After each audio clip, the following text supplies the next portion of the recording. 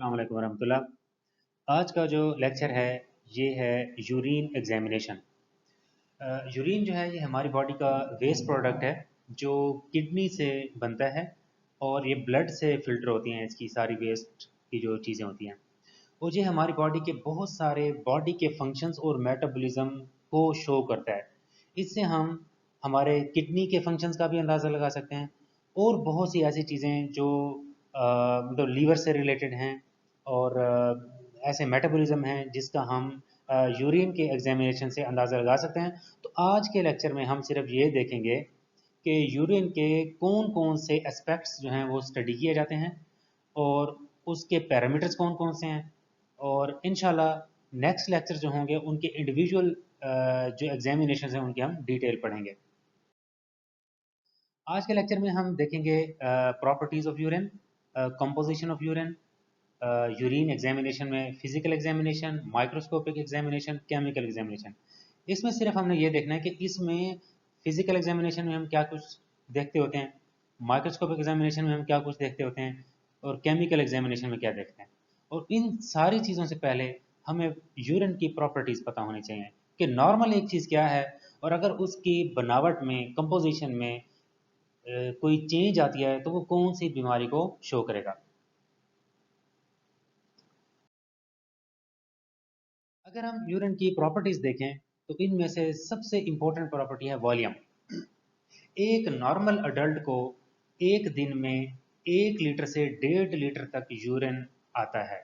मतलब वो 1 लीटर में 1000 ml होते हैं और 1.5 लीटर में 1500 ml होते हैं। तो एक नॉर्मल इंडिविजुअल इतना ही पानी इनटेक करता है और उतना ही यूरिन आउटपुट के तौर पे वो एक्सक्रीट आउट करता है। इसका वॉल्यूम इतना होना बहुत ही ज़रूरी है। अगर इससे ज़्यादा यूरिन आना शुरू हो जाए तो आपने देखा होगा कि जो डायबिटिक पेशेंट होते हैं उनको यूरिन बहुत ज़्यादा आता है, उनकी क्वांटिटी इससे ज़्यादा होती है।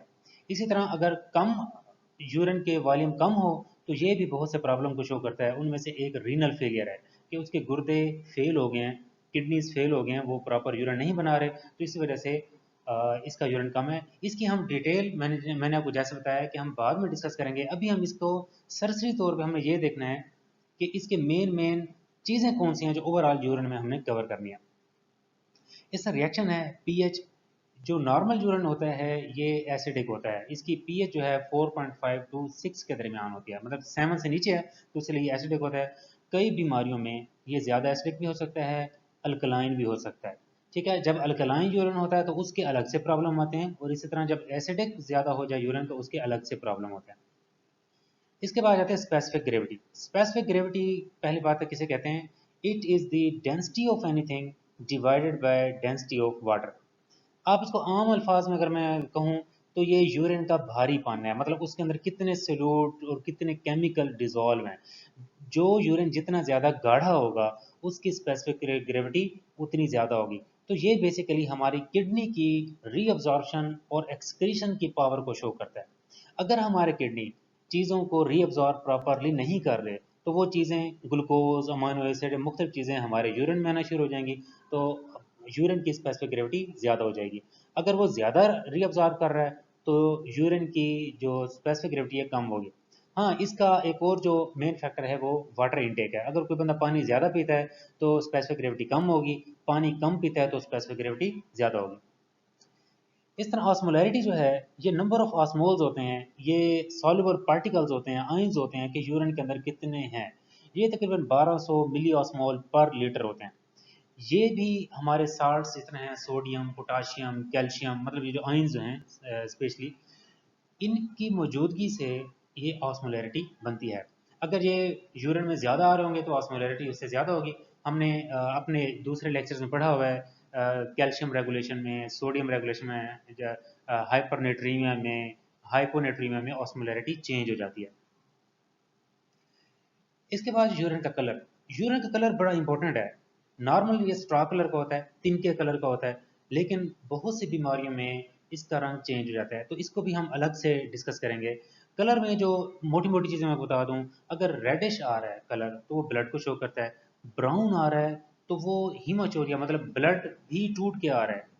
और दूसरा अगर इसका कलर ग्रीन भी हो सकता है, ब्लैक भी हो सकता है, तो ज़्यादा येलो भी हो सकता है। तो हर कलर की अपनी बीमारी है कि किस बीमारी में कौन से कलर का यूरिन आता है। इस तरह बिल्कुल मिल्की वाइट भी आ सकता है इसमें एलिफेंटियासिस में। इसके बाद ऑर्डर, ऑर्डर की इतनी ज़्यादा, ऑर्डर कहते हैं स्मेल को, इसकी ज़्यादा कोई इंपॉर्टेंस नहीं है। ये स्लाइटली एरोमेटिक ऑर्डर होता है, बेंजीन टाइप का इसका इसकी स्मेल होती है। लेकिन अगर थोड़ी देर इसको हम रखें तो इसका जो स्मेल है वो चेंज भी हो सकती है, क्योंकि इसके अंदर बैक्टीरियल ग्रोथ होना शुरू हो जाती है और बहुत से केमिकल चेंजेस भी आना शुरू हो जाते हैं, जिसकी वजह से इसका ऑर्डर चेंज हो जाता है। इसके बाद हम देखते हैं यूरिन की कंपोजिशन। यूरिन में आता क्या क्या है। नॉर्मली यूरिन में वाटर होता है बहुत ज़्यादा, ऑर्गेनिक सब्सटेंसेस होती हैं और इनऑर्गेनिक सब्सटेंस। ऑर्गेनिक में यूरिया, यूरिक एसिड है, क्रिएटिनिन है, अमोनिया है। ये वो मेजर चीज़ें हैं जो नॉर्मल यूरिन में आती हैं, और ये मिलीमोल इनकी वैल्यू दी है पर डे के हिसाब से। यूरिया 400 मिलीमोल है, ये 4 है, 10 है, 40 है। इससे इनऑर्गेनिक सब्सटेंसेस में सोडियम है, पोटाशियम है। एक चीज़ आपने नोट की होगी कि सोडियम पोटाशियम हमेशा उलट होते हैं।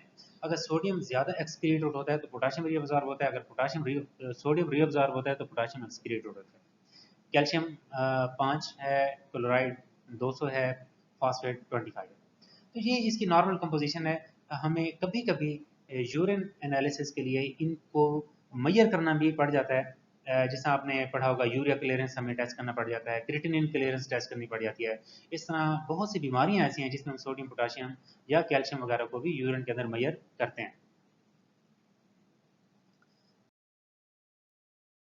अब हम आ जाते हैं यूरिन एग्जामिनेशन में, फिजिकल एग्जामिनेशन। फिजिकली हम यूरिन का वॉल्यूम देखेंगे, उसके अगर वो ज़्यादा अपने नॉर्मल वॉल्यूम से ज़्यादा आ रहा है तो उसको हम पोलीयूरिया कहते हैं। और अगर बहुत कम आ रहा है तो उसको ओलिगोयूरिया, या बिल्कुल नहीं आ रहा तो उसको एनयूरिया कहते हैं।